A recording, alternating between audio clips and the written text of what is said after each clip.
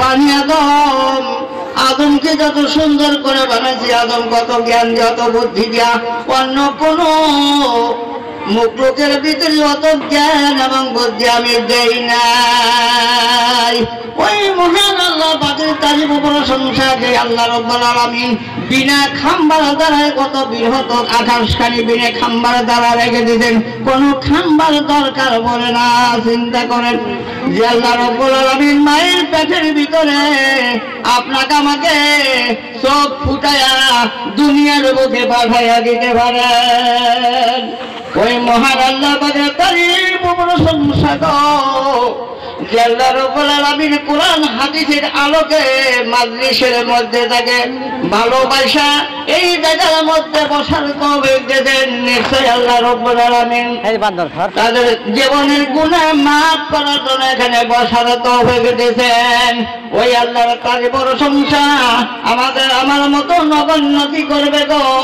কিতাব লেখে আসমান আর জমিন যদি কাগজে পরিণত করা যায়, সারা আটলান্টিক সাগরের পানির দ্বারায় যদি কালি পরিণত করা যায়, জিন ইনসান যদি কিয়ামত পর্যন্ত লেখে, তবু আল্লাহর তারিফ প্রশংসা এক বিন্দু শেষ হবে না। আল্লাহ বলে, রে বলা বান্দা বান্দিরা, আমাকে যদি সন্তুষ্ট করতে চাও, আমাকে যদি তোমার তারিফ প্রশংসা শেষ করতে চাও, তোমরা সহিষ্ণুভাবে সূরা ফাতিহার কিছু অংশ পাঠ করো। সবাই পড়ুন আলহামদুলিল্লাহ।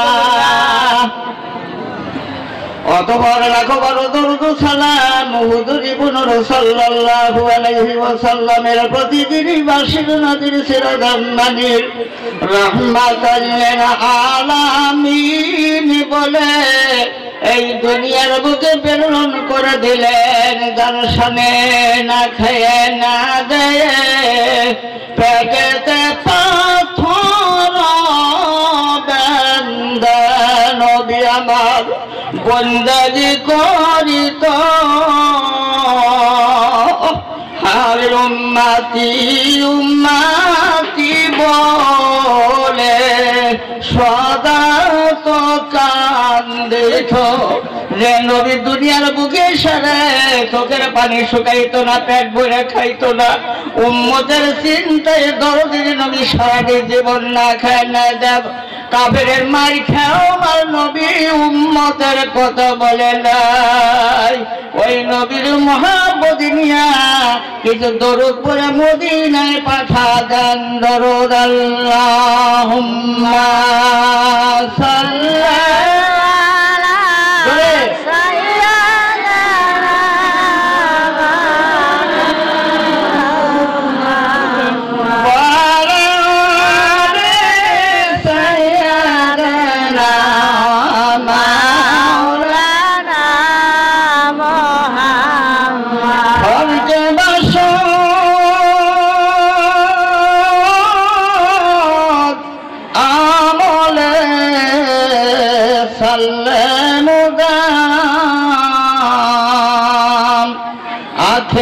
দুজগ সয়কবার হয় হারাম।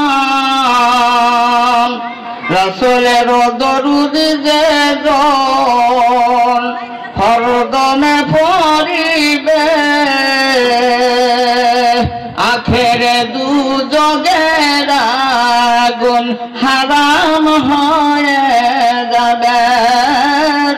আল্লাহুম্মা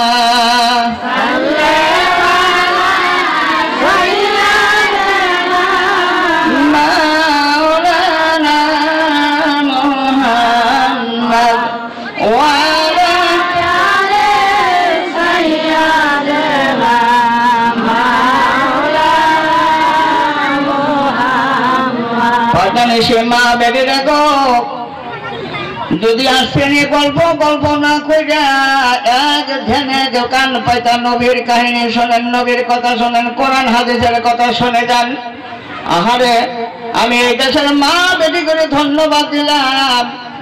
এত বড় প্যান্ডেল তবু মা বেটিদের জায়গা হইতেছে না। এত মা বেটি এখানে আসছেন আল্লাহর নবী, আল্লাহর মহব্বত এবং আল্লাহ রাসূলের মহব্বত, মাদ্রাসার সভা আহারে নিশ্চয় সুখার দ্বারা আল্লাহর নবী কি জানি এখান দিয়া রুহানি হালাতে পাক দিতে পারেন, সন্দেহ নাই।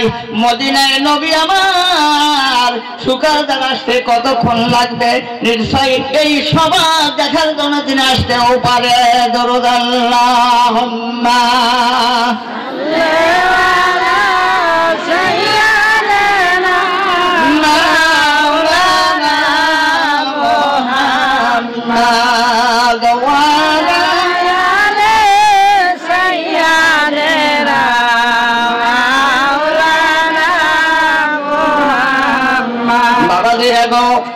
ইমাম শিবলি রহমাতুল্লাহ আলাইহি প্রতিদিন 500 মর্তবা করে দরুদ শরীফ পাঠ করতে করতে করতে আল্লাহর নবীকে স্বপ্নে দেখা আশায় আশায় দিনেতে বাইতে পড়ার পর হঠাৎ করে একদিন শুক্রবারের রাতে আল্লাহর নবীকে স্বপ্নে দেখলেন। কোন সুবহানাল্লাহ। আল্লাহর নবীকে দেখে বড় খুশি হয়ে গেলেন। আল্লাহর নবীর চেহারার দিকে লক্ষ্য করে দেখলো আল্লাহর নবীর ডান পাশের গালের ভিতরে কেমন জানি কেদা মাটি ভরান আছে। আল্লাহর নবীকে জিজ্ঞেস করলো, দরদের নবী গো, অদম কাঙ্গালের দেখা দিলেন, কিন্তু আমার দুঃখ লাগে, আপনার চেহারার মধ্যে কেন কেদা মাটি ভরান দেখি। দরদের নবী আমার ঢল ঢল করে চোখের বাড়ি ছেড়ে দিয়ে বলে, বাবা শিবলি রে, তুমি কি মনে করছো, তুমি কি ভেবেছো আমি নবী কবর এসে আমার গুনাহগার উম্মতের কথা বলে গেছি?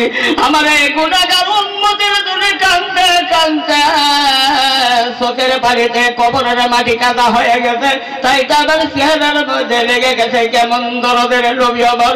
চিন্তা করেন সেই দরদি নবীর একটা ঘরের কথা এখানে জানা গেছে যে সুকারধারের এলাকার ভিতরে একটা মাদ্রাসা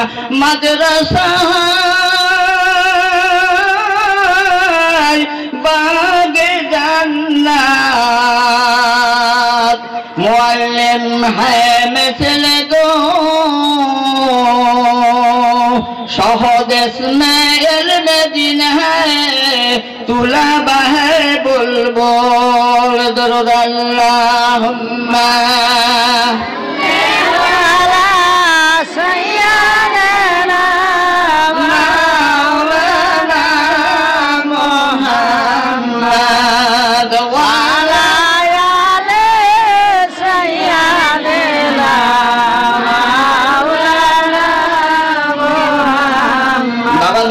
কোরআন হাদিস ইনশাআল্লাহ আমাদের মুফতি আজম হায়দার আলী উনি আসে আমাদের চেনা কি আমার মহব্বতের বন্ধুবর্গ।